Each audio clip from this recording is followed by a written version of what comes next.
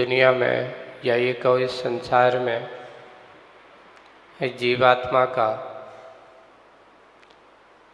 परिभ्रमण जन्म मरण आज का नहीं है, अनादिकालीन है। पर इसको स्मरण मात्र इसी भाव का रहता है जिस भाव में उसको अनुभव होता है। देखिए, देवों के पास अपना पूर्व भाव का ज्ञान तो होता है, पर ज्ञान होकर के भी वे अव्यावधि ज्ञान से जान लेते हैं कि मैं कहाँ से आया हूँ,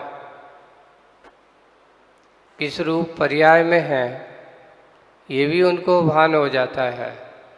पर वहाँ की विषयों की चकाचौंध ऐसी है कि जान करके भी अनजाने बन जाते हैं।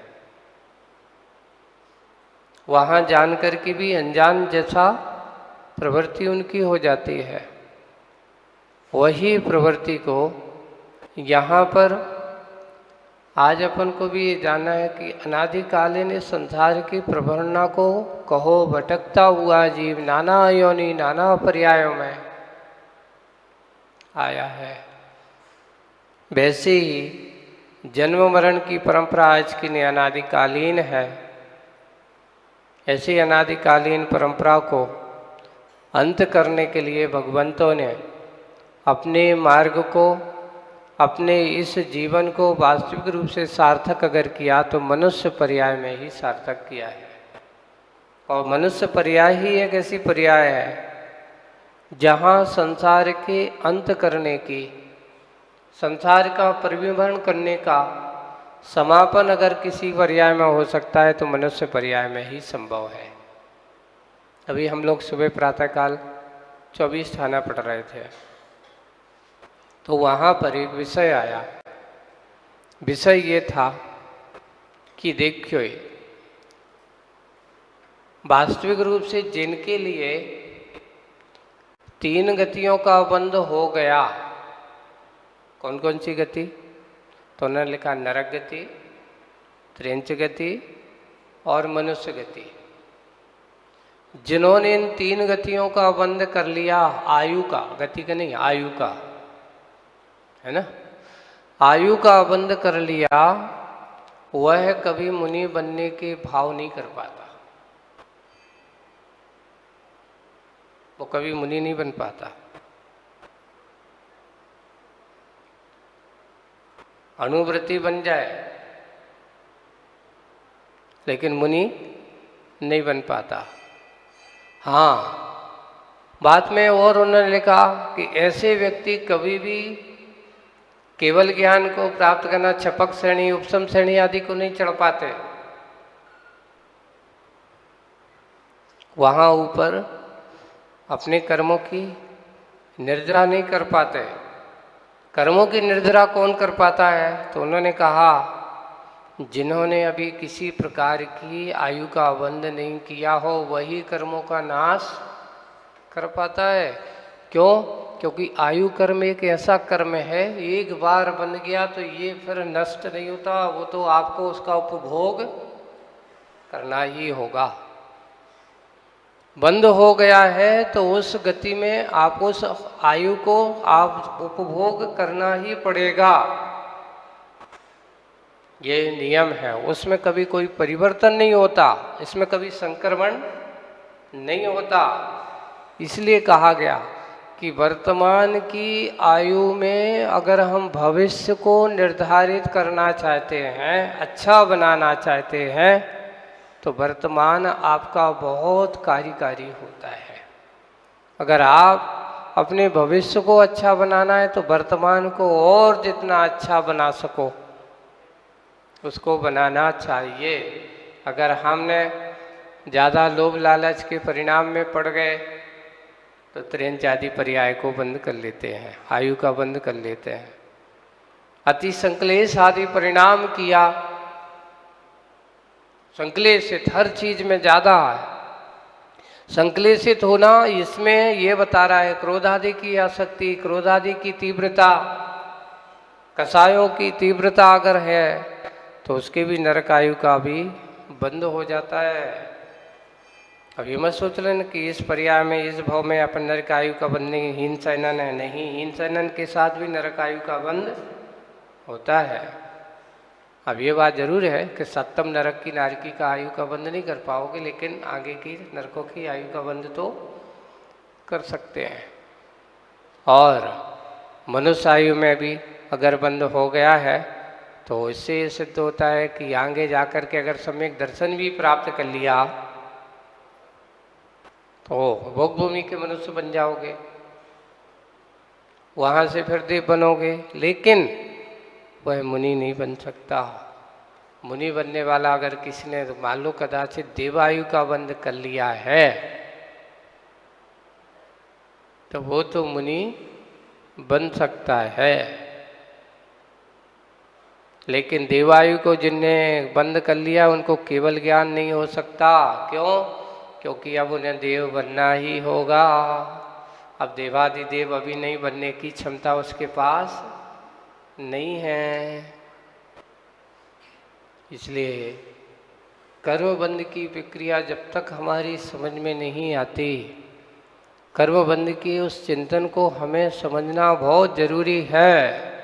इसलिए कहा कि भगवान कर्मबंध के पहले हमारे अंदर के परिणामों में निर्मलता आती है तो आपके अंदर के आगे बने हुए कर्म भी निर्मल रूप ही होते हैं,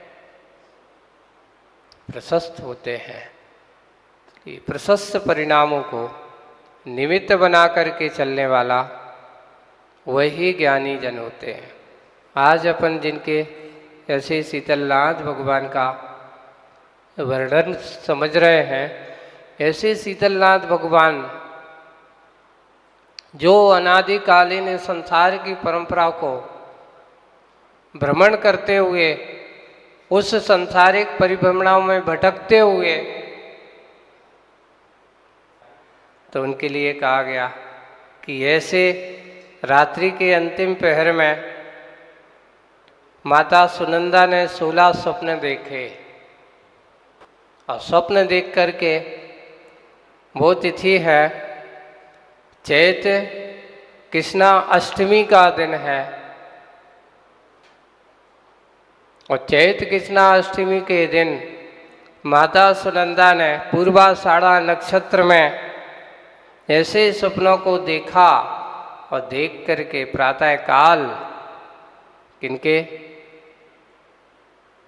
भगवान ऐसे सब सपनों को देखता हुआ वह है स्मरण करती हुई, ध्यान करते हुए प्रातःकाल पति अपने राजा दृढ़रथ को स्वप्न के वर्णन करती है, और स्वप्न का फल सुनकर के मन बड़ा प्रशस्त होता है कि मेरा लगता है विशेष पुण्य कर्म का उदय आ रहा है। और उसका परिणाम यह हुआ कि 9 मास व्यतीत हुए, धीरे धीरे धीरे धीरे बढ़ता गया, और माघ कृष्णा द्वादशी के दिन विश्व योग नाम देखा उसका, मैं ज्योतिष के हिसाब से, और वही नक्षत्र भी वही है। विश्व योग में पुत्र का जन्म होता है, और जब पुत्र का जन्म हुआ तो उसी समय बहुत भारी उत्सव भरे हुए देवों ने आकर के बालक का सुमेरु पर्वत पर महामस्तकाभिषेक किया, और मस्तकाभिषेक करके उनके उस स्वर्णमय कांचन देह को देख करके उनका वर्ण कैसा है? स्वर्णमय के समान है। ऐसे शीतलनाथ भगवान का नामकरण उसने शीतलनाथ किया, रखा। इनका अंतराल काल कितना है? पुष्पदंत भगवान के बाद 9 करोड़ सागर के बाद, कितने करोड़? 9 करोड़ सागर के बाद शीतलनाथ भगवान का जन्म हुआ।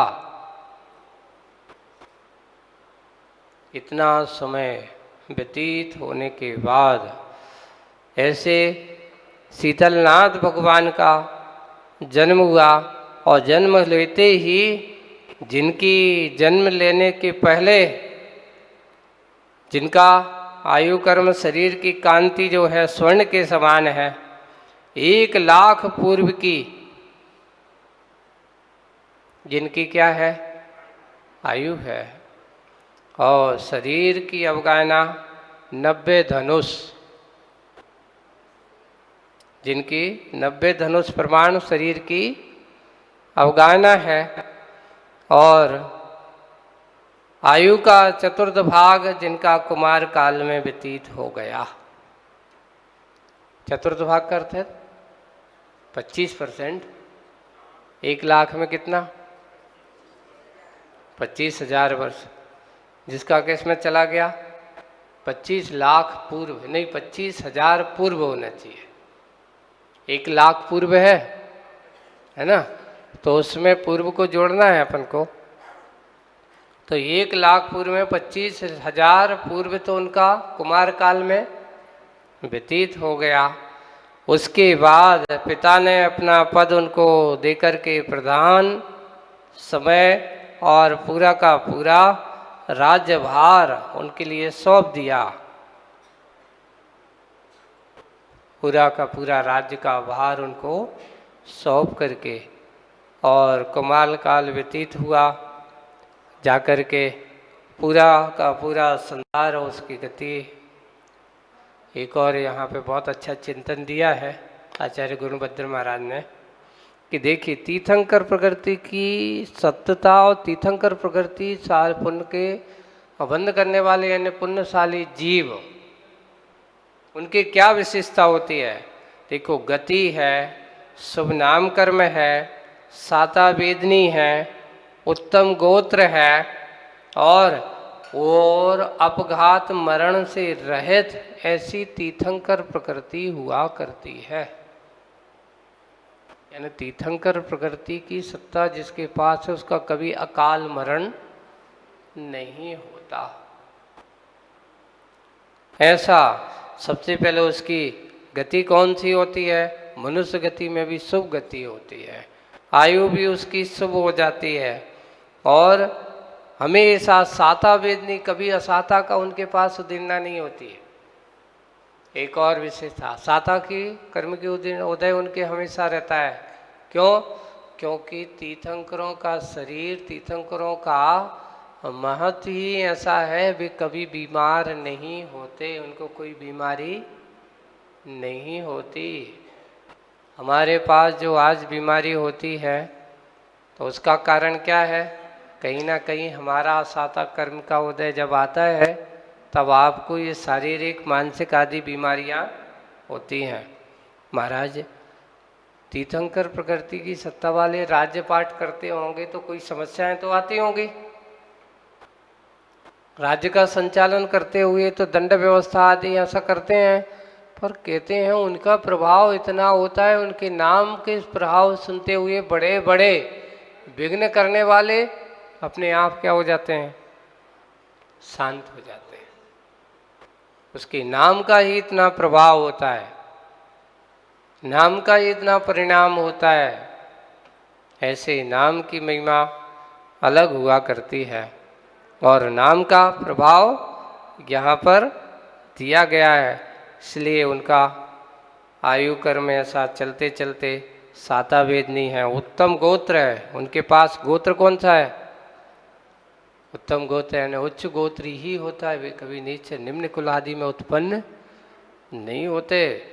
ऐसे पुण्यशाली जीव कोई निम्न कुलों में उत्पन्न हो गए नहीं, राजा महाराजाओं के कुलों, उत्तम कुलों में जहाँ उत्तम आचरण होता है ऐसे धर्म कर्म का कार्य किया करते हैं।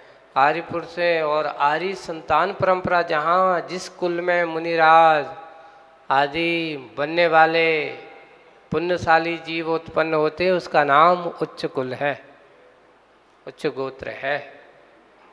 ऐसे उच्च गोत्र का भी यहाँ पर उनका पास तीर्थंकर प्रकृति की सत्ता वाले के है, और तीर्थंकर नाम कर्म के शायद आयु कर्म सब मिलाकर के उनका हमेशा उत्कृष्ट अनुभाग का उदय होता है।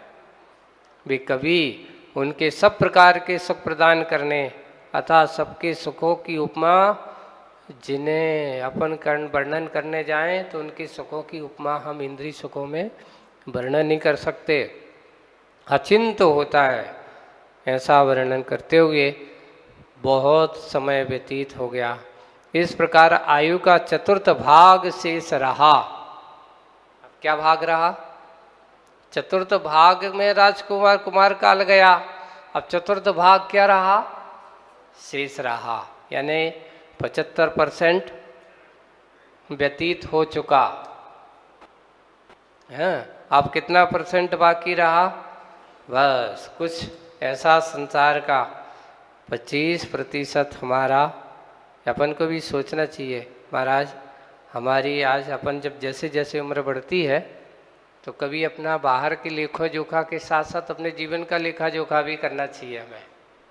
अब मेरा समय कितना है, अपना एक निर्धारित एक लक्ष्य बनाओ, मन में एक मानसिकता बनाओ। महाराज हमारे सोचने से क्या हमारी उतनी आदि हो जाएगी क्या?